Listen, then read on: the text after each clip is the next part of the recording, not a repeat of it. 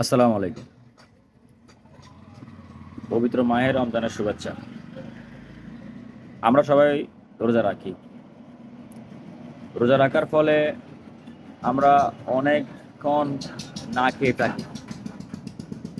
না খেয়ে থাকার ফলে শরীরের বিভিন্ন অংশ, অঙ্গ এবং গ্লুকোজ বিভিন্ন অর্গান কাজ করা শুরু করে দেয় এবং বিভিন্ন রকম কাজ করে ফেলে।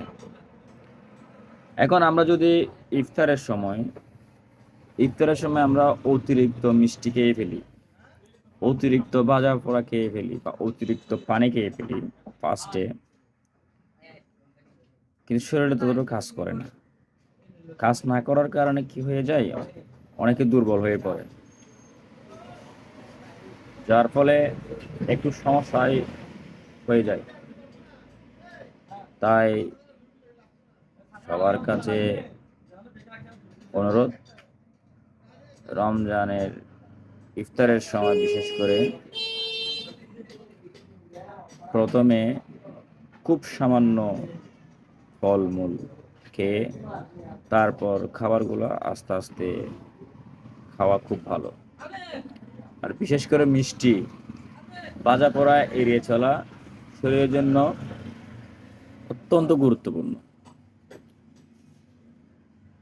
একটা বছর আমরা যেগুলা খেয়েছি, ভাজা পোড়া বলেন, ফুড ফাস্ট ফুড বলেন, যতগুলা খাবার খেয়েছি, জাঙ্ক ফুড যতগুলা খেয়েছি, এই 1 মাস শরীরটা রিসেট হচ্ছে।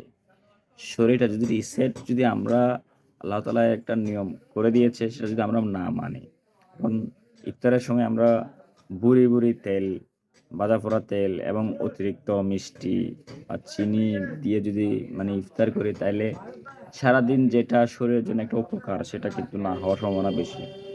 এটা কিন্তু শরীরের জন্য বলেছি। তাই আপনাদেরকে হিসাব, সবকিছু হিসাব করে এই কথাটা বলা আসলে। তাই আশা করব সবাই মেনে চলবেন। আসসালামু আলাইকুম।